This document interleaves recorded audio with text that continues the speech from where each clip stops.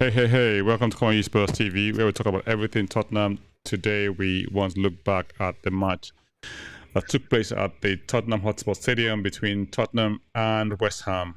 Tottenham ran out 1-2 losers to West Ham.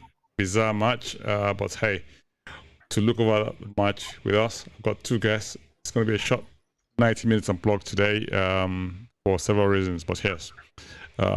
Join us on the other side. In the meantime, come on, ye Spurs.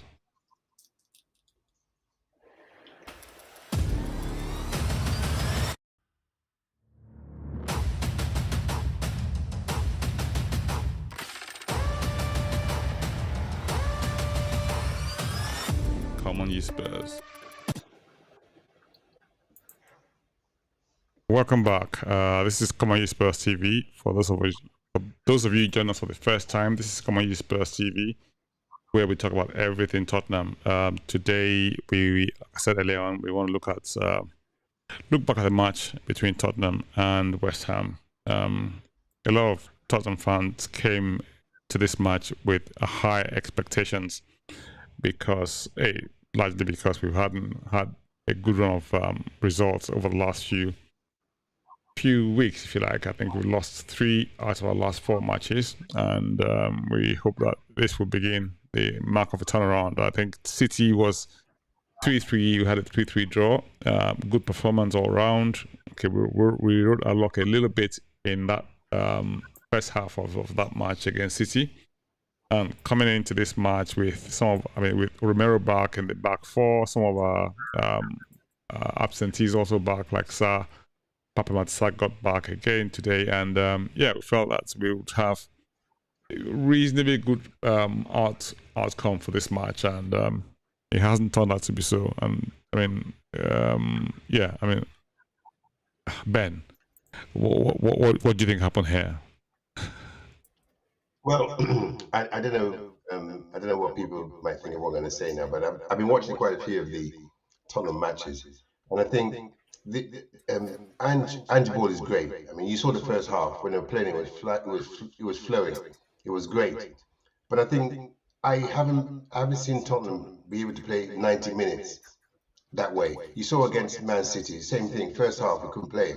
Second half we did. I could be wrong, but I think, like you said, I'm ready. I'm strapped in. We were deceived by the matches we had to play. I mean, every time you play in a Premiership, what counts is what happens at the end of the season. But because you're going to play different quality of teams as you go along. So we got lucky in the first 10 matches. The road should have been as rocky as it is now, but we got lucky, and lucky we've got all those points in the bank. But I think, like Ange said, he's only had one window.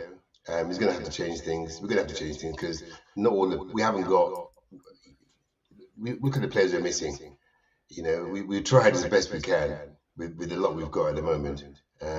So I think it's one for the training board again. I think. Interesting, Jose.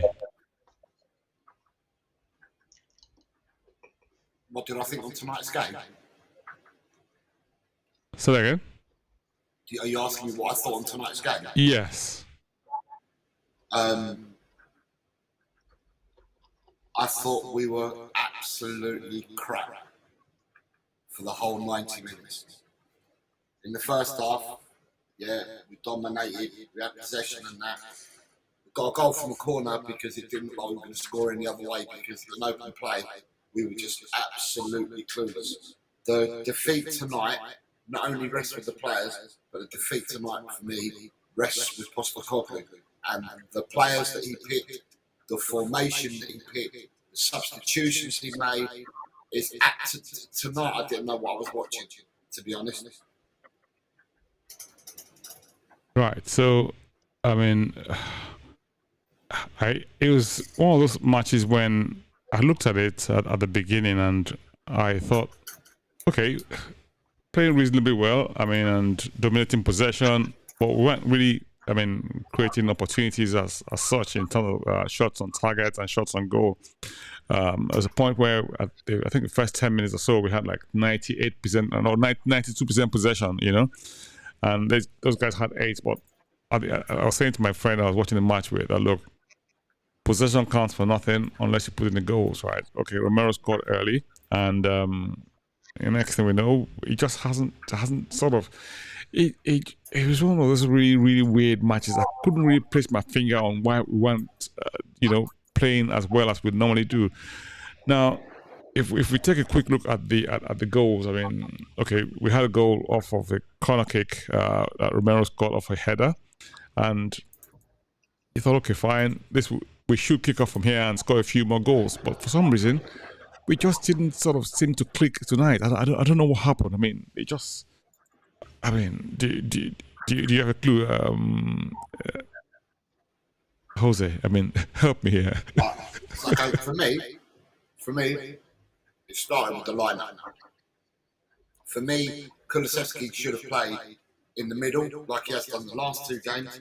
Should have played in the middle of the park as the 10, and we should have played whoever you want to play. Johnson, Hill, Richarlison, Johnson, whoever you want to play. The man, Kulusevski, should never have been taken out of the middle. Because taking him out of the middle meant we brought Højbjerg in. Højbjerg and Basuma today were absolutely poor, both of them. The only person that tried to do things in that midfield was, for me, Celso. Johnson, no end product. His passing was poor. He looked really limited. I thought to myself, 47.5 million, really? Sonny did nothing tonight either. I thought Doggy was very poor tonight. I thought Romero and Porro played well. So for me, it was the formation. The lineup we started off with, we lost our potency. By doing that. We saw in the second half they went low block, and in the second half, towards the end of the game, we had all the ball, but we couldn't break them open because we do the same rinse and repeat. And it's all right doing that on the training pitch, but when you're doing it in a real match situation, you've got to have a bit more urgency about it. And yeah, to me, we got mugged off because in the first half, we should have, if we'd been more clinical and we'd started with a different formation, I think that would have been a different result at half time. I thought we could have been more than 1-0 up had we played Kulu down the middle as a number 10. And I just think it all started from the lineup that started the game off. I thought Postecoglou made a mistake. Obviously, he sees what's on the training pitch, but I felt the starting 11 was off because I didn't think it was the right balance. Højbjerg looked really good at times coming on as an impact sub. The games that he started, he's been absolutely poor, and that was no exception tonight. And the thing is when you've got 4 players off the ball and not playing well, it rubs off on your other players. So yeah, to me, as I said, there's a whole multitude of reasons why we lost the game tonight. But I think a lot of it, and Postecoglou says all the time, he says, it's my team, it's my decision, it's my eyes. Well, I'm not sure what he was seeing during the game, but I think his eyes let him down because, yeah, the lineup was all wrong for me. When people were asking what's your prediction, what the lineup's going to be, I turned around and said it's going to be the same that started against Man City. Because I knew Richarlison wasn't fit to play 90 minutes, and Richarlison wasn't fit to play from the start. And just said it in his presser. So I thought he might have started with Hill there. And then, at half time, 60 minutes or whatever, then you have a look at it. But yeah, the team was completely off. But we've seen Kulu. Kulu does really well. Kulu does really well. He holds the ball up. He's got strength and everything. But to me, he's one-dimensional playing on the right-hand side. And he should have played down the middle. And the fact that we didn't play him down the middle, we brought Højbjerg in, to me, it just imbalanced the whole team straight away. And as I said, for me, the standouts for me, I thought Romero played well. I thought Porro played well. I thought Lo Celso played well. As for the rest of the team, nah. Not well. There's some players that are worse than others. But yeah, some of them have to take a good hard look. We got a game coming up on Sunday against Newcastle. Now, I was ultra confident at half time playing against Newcastle. I think to myself, do you know what? We can pick this up in the second half and we can go, and hopefully we'll go on, we'll rectify the errors that we made in the first half and the imbalances and go on in the second half. By the same token, Newcastle were getting pumped at Everton because they conceded 3 goals in the last 10 minutes. So I saw that game and I thought to myself, do you know what? Newcastle look out on their feet here, and they're coming to Tottenham Hotspur Stadium at the weekend. I thought to myself, yeah, it'll be all right for us. Now I'm not too sure. Even though they lost tonight, Newcastle, I'm not too sure about us because for some reason, you can't have one good performance and then, a couple of good performances and then throw in bad ones as well. And tonight was just a really off night. And as I said, for me, it starts with Postecoglou and then it goes on to some of the players that played. I thought they were well below par. Ben, is that a view you share, or you got a contrary view, or something slightly different from what Jose has just nicely summed up? No, I've got to agree with Jose. You blame Angie, for picking a team, but he's got a very shallow pool. And you're right, players are off, and they weren't passed. The passes were breaking down. This is a different team to the team I saw playing against City. And we used most of the team that played against City, and that was a high-level football match. Remember, it was Sunday, wasn't it? So the players have got to be jaded. We forget that. We think we've had a week. This is the first time we played after a couple of days. We normally have a week to play. So I think the fact that we haven't got the quality players in the team, so we got this second string team playing 2 matches in 3 days, and we got to play Newcastle on Sunday. So it should be interesting. But it's part of the learning curve. For me, it's part of the learning curve. And it will only get better. I mean, the point of the matter is we're not up top looking to see whether they're going to step up. We're looking to see when we're going to take off again, and we will. I believe in Angie Ball. It's just that you're going to have these kind of matches where the players are not in it, because with Angie Ball, you don't have star players. It's a team thing. The team press together. They find space for each other and they play together. So if a few of the cogs are not working, then the Angie Ball is atrocious because you get spanked. Right, so just a quick one from guys who are joining us for the first time. If you're first time on Come On You Spurs TV, like, subscribe, share, and leave a comment in the comment section below. If you're here for the first time, let us know where you're calling from or watching from. Those who online, you may also leave comments in the comment section below. Just to let you know also that Jose is joining us from Talk and Ball, which is a sister channel he runs alongside Colin. And yes, please go there and subscribe to his channel. I've left his handle in the comment section below. So please support Jose. So if you want to leave your comments in the comment section, we'll highlight those comments. I think the first comment we had was from Chris Peters. Chris Peters says we really miss Van der Ven, and he also says big up everyone. Hi Jose, thank you very much, Chris. And also we got a comment from you, you as in YOU. Says Lo Celso was our only hope. Why take him off? Now, was that a fitness issue, or was that a tactical issue to take off Lo Celso? Anyone want to take that?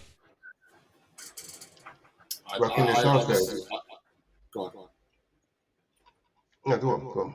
Okay, I honestly don't know, Soji and Ben, to be honest, whether it was tactical, because obviously he hasn't had much game time and he's playing. He started the last 3 games, but he hasn't finished any of the games off. So it could be that he's building up fitness. That could be tactical. I'm not too sure, because when you're losing the game and you replace the man with Oliver Skip, I don't know what the tactics are there, to be honest. And like I said, to me, it wasn't the substitution. To me, it was off from the start of the game. Making that switch we've looked effective in the last 2 games, right? The best player on the park at Manchester was Kulusevski on Sunday. Even though we were down 2-1 at half time, Kulusevski was the most effective player for us in the first half and was still effective going right in the second half when we made the tweak. But to me, as I said, I keep going on. As soon as I saw the lineup, I thought, oh no, because I haven't seen Højbjerg put in an Ange-ball performance from the starting 11. I've seen him come off the bench and do certain things to help us out, but not from the start. So, as I said, I don't know how much I can labour the point. To me, it was definitely an error in personnel that started the game, and then we weren't at it. We weren't at the races. It's all right having all the possession, as Ben said. It's all right having all the possession, but at the end of the day, possession don't win you a game. You can have 95% possession, but it doesn't win you a game. You've got to pull the ball in the back of the net is what counts. They did it twice, we did it once. But then the substitutions, I mean, to me, Sonny looked tired, Sonny injured to me about 10 minutes before he came off.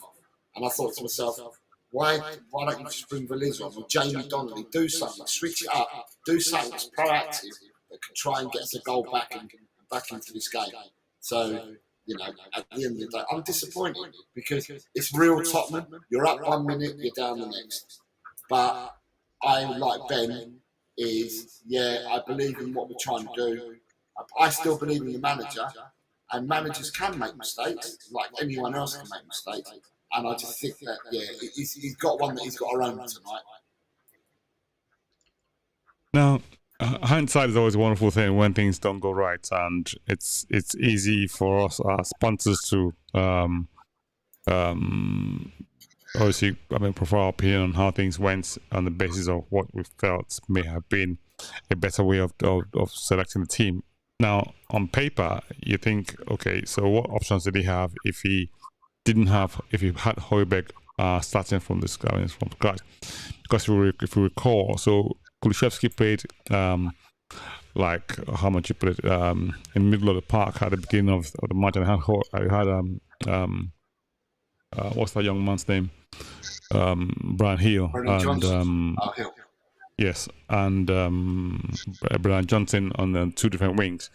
Now, if you remember what happened the last time we had Brian Hill on the start of the match, he possibly hockey assisted for the first goal against City, but there are many times when in the course of that match that he just kept losing possession and it didn't quite really work. And a lot of people have said that, look, bringing on Brian Hill start may not be the best option, maybe bring him on as an impact sub, and which is possibly what he tried to do today.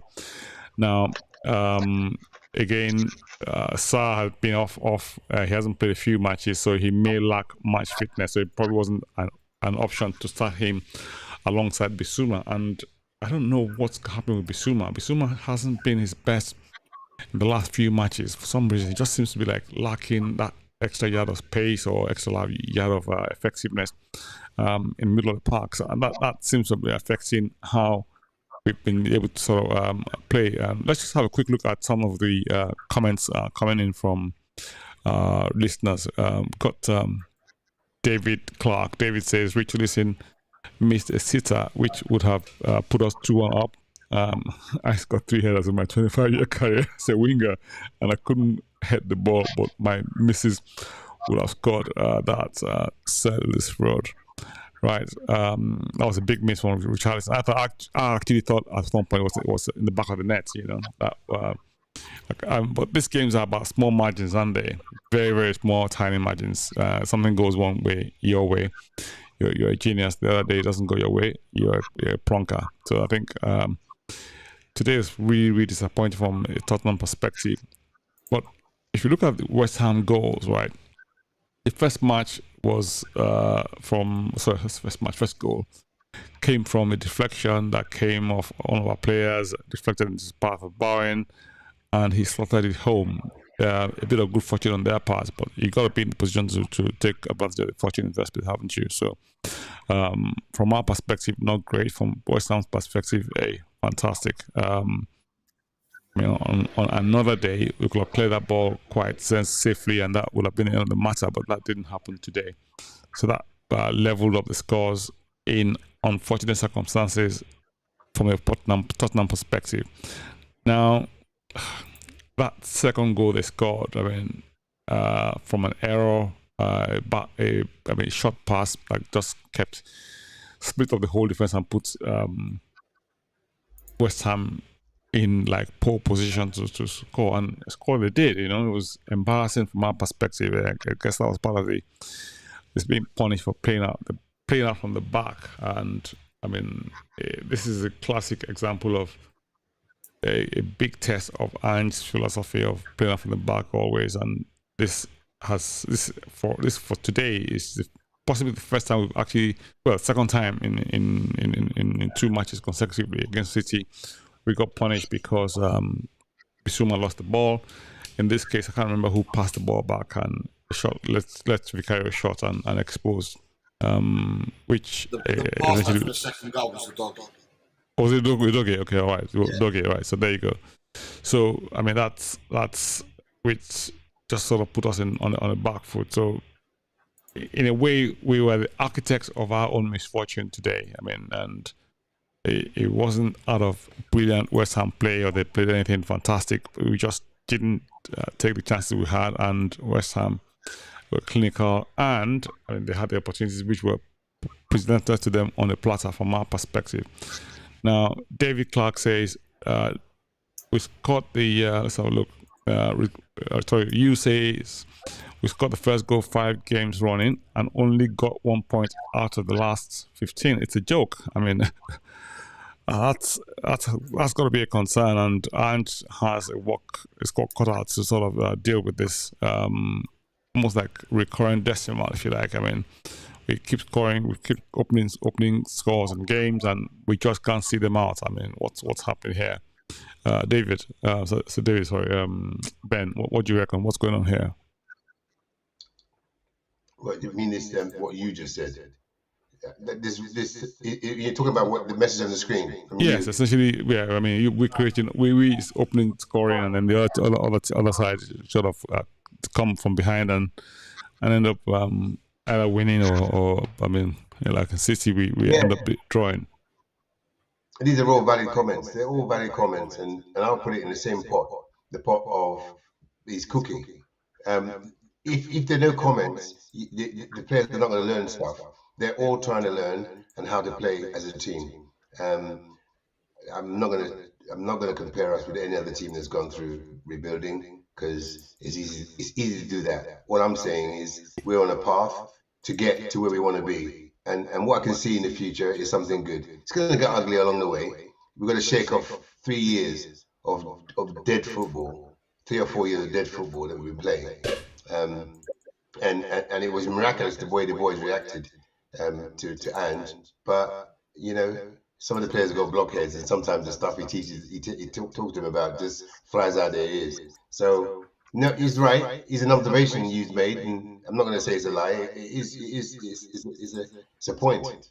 I mean, we've got the excuse to say we're trying to build, and I'm not going to say I'd rather be us than be Pep, because they're going through something themselves, and I bet their fans are asking the same question: what we're going to do? What we're going to do? It's football. It happens, really. Yeah, fantastic. So I mean, so don't blame Højbjerg for his job is not to create. It's Kulu's son, Johnson, Lo Celso's job is to create and score, and they were all hopeless. Yet you choose to criticize a player who's not there to create. I wonder who that is. And then also David also says his shoulder, which meant he closes his eyes on contact. He's not worth 25 million, let alone he's not worth 25 quid, let alone 25 million. Ha ha ha. You says instead of shooting, we was passing. It's about like we wanted to score the perfect goal. Vicario should have grabbed the ball, white punch it when you're on the floor, and it was difficult for him to grab. I mean, that was like I mean, the best he could have done in the circumstances. Can I just go back to David Clark's comment? So David Clark, your comment Don't blame Højbjerg, right? I said that Højbjerg and Basuma were equally as bad as each other. Now, they're both not 10s. One of them's got to be a 6 at least, and one of them's got to be an 8 at least. Because Lo Celso, we didn't even have a 10 tonight. Lo Celso played as an 8 as well. Didn't even play as a 10. So at the end of the day, whether Basuma or whether Højbjerg were doing the 6 or the 8 role, at the end of the day, they were poor. Both of them were poor, which is what I said. Both of them were poor. You cannot stick an ineffective footballer into a trio, right, and expect to succeed. And as I said, and I keep saying this, Højbjerg has looked good. Højbjerg did a job for us before under different managers because we played a different system. Under Angel, he doesn't suit the system. He can't play the system. Every time he started a game, he's been poor. When he's been brought off the bench, he's done well. I'm not blaming one. I said at the start of this programme that Basuma and Højbjerg were completely off it. I didn't know where they were. And the only one that seemed to be doing anything in the middle was Lo Celso. And that's what I said. So I'm not picking on Højbjerg because I said Højbjerg and Basuma, amongst others, because I thought 6 players. You're not going to win games if 6 players are not at it for you. It's all right to carry 1 passenger, maybe 2, but you can't carry 6. Right, keep your comments coming in. This is coming on Spurs TV. TLR Flavor says they kicked the ball forward too slowly. Son too slowly. Son was making great runs, but the midfielders held onto the ball too long. The inability to shoot is worrying. David Clark also says that when you constantly go ahead but lose the game, exactly what Ant said in his interview at pitchside, players not being ruthless enough. He said he's not here to get a pat on the back, but he's here to win. Now, you says 3 losses in a row at home. The new stadium will be called 3 Point Lane. Oh my goodness, that's not right. Not a good show today. Coming away 2-1 losers to West Ham. West Ham are not one of our favorite folks in London, and yes, I mean they probably consider this a cup final for them, and yes, they've won their club final. But I guess from our perspective, it was handed to them on a platter. I didn't see them putting us under too much pressure or create opportunities other than what or a few offside attempts, and yeah. So I thought that perspective, it's probably one of these things when you look back, I think that was a bad day at the office, and the badness seemed to be essentially from our own mistakes, errors, or inability to sort of put in an effective pass or make the right decisions in critical moments. David says we have players who were shooting tonight who, if you look at the stats of the start of the season, these players constantly don't hit the target. Players like Sarr, Porro, and Johnson, they need to find players who can. You know, they had a few opportunities. I remember in the first half when even Son was trying to take a shot. Johnson tried to take a shot, and somebody else tried to take a shot, and it just didn't come off. You know, if those opportunities that come up, I mean, maybe we'll be talking a different matter entirely now. This is, like I said, it's going to be a very short program. I know we started late. It's quite late everywhere. So yeah, we'll just take a quick summary of the match. I mean, what's your final point in terms of summary, Jose?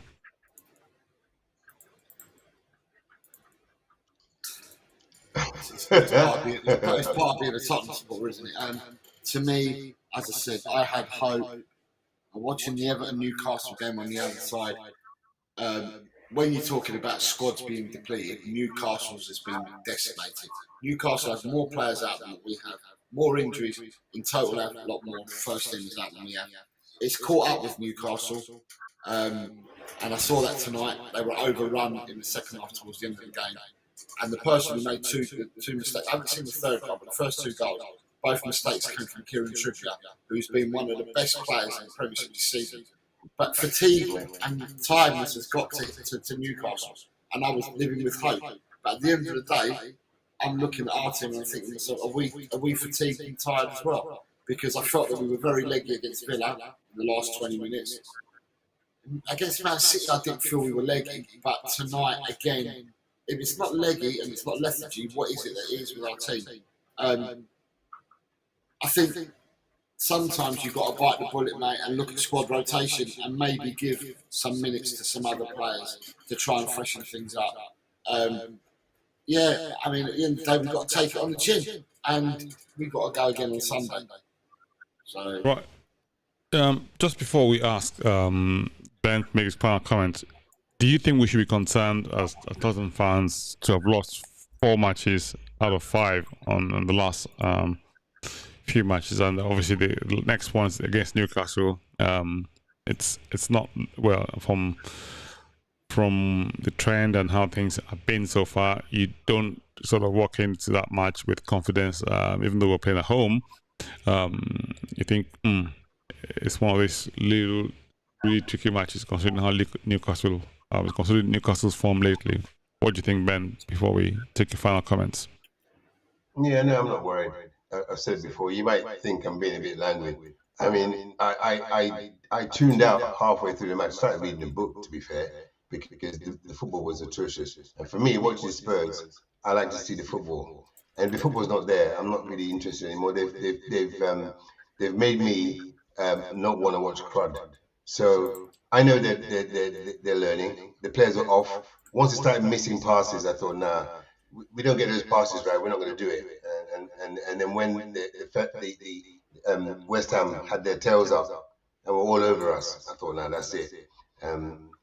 Go back in, get some more lessons, and come out again fighting.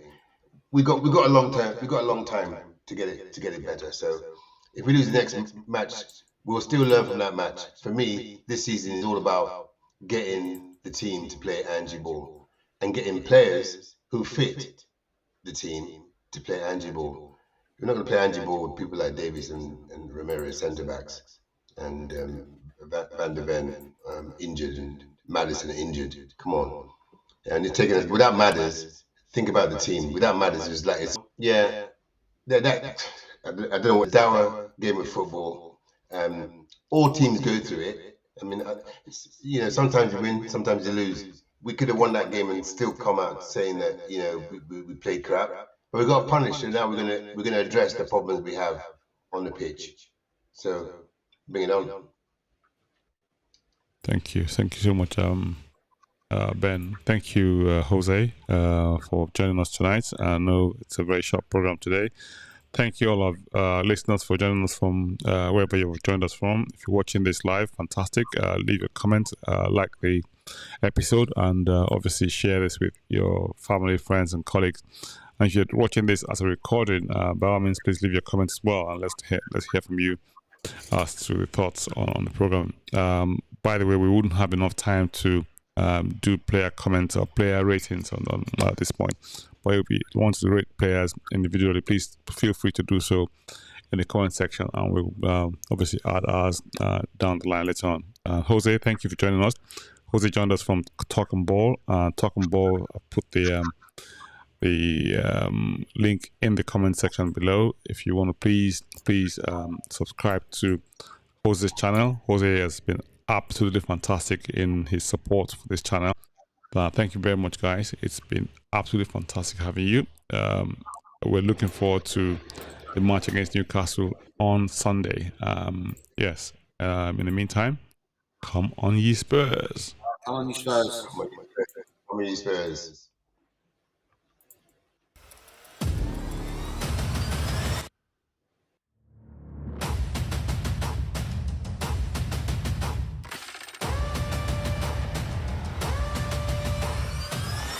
Come on, ye Spurs.